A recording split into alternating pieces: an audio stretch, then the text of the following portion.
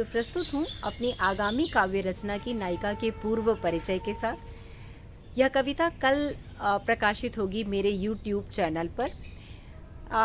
तो हमारी यह नायिका वैदिक काल से है। यह एक ब्रह्मवादिनी है और यह एक ऋषिका भी हैं। यह एक दार्शनिक भी थीं।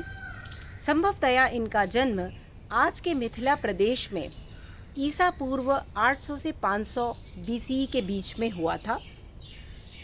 यह खास तौर से जानी जाती हैं प्रकृति के तत्व की मीमांसा के लिए। हमारी नायिका गर्ग वंश से संबंध रखती हैं और इनके पिता का नाम वाचक्नु ऋषि था।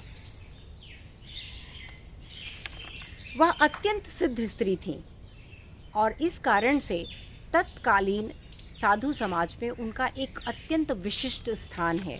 वह अपनी पूरी उम्र अविवाहिता रहीं। वह राजा जनक, याज्ञवल्क्य और मैत्रेयी की समकालीन समझी जाती हैं। बचपन से ही उन्हें वेद, संहिता, ऋचाओं को जानने, समझने और खोजने का अत्यंत शौक था, बहुत रुचि थी। कहते हैं कि उन्होंने बहुत कम उम्र में ही अपनी कुंडलिनी को जागृत कर लिया था। उन्होंने ऋग्वेद के कई छंदों की रचना की है और उन छंदों में उन्होंने प्रकृति के उत्पत्ति से संबंधित जटिल प्रश्नों को रखा है।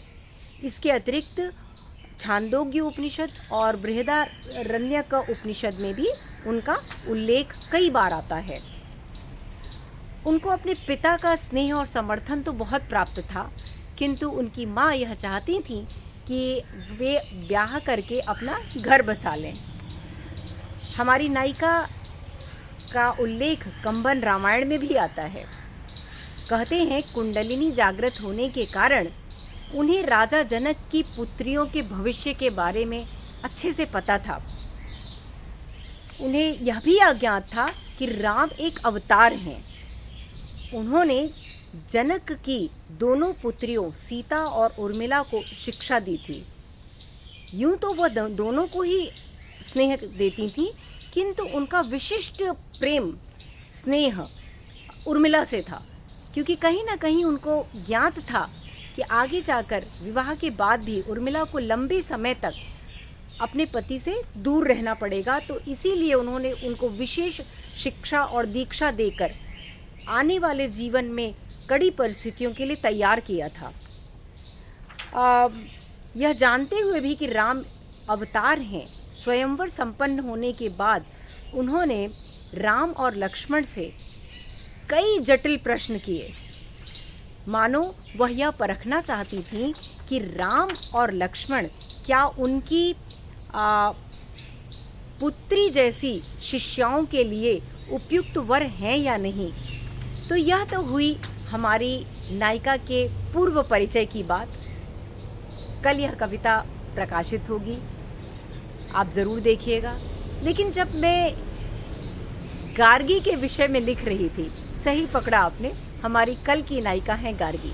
तो जब मैं गार्गी के विषय में लिख रही थी और पढ़ रही थी, तो मुझे अपनी ही लिखी हुई एक और कविता स्मरण हो आ पाई। तो मैं चाहूँगी कि वो कविता मैं आपसे भी साझा करूँ। तो वो कविता कुछ इस प्रकार है। औरत औरत हर जगह है तू, औरत हर जगह है तू, हवा की तरह, भीतर भी है बाहर भी है। किसी को ना दिखे या दिखे, किसी को ना दिखे या दिखे, पर बिन तेरे कहीं कुछ भी नहीं है।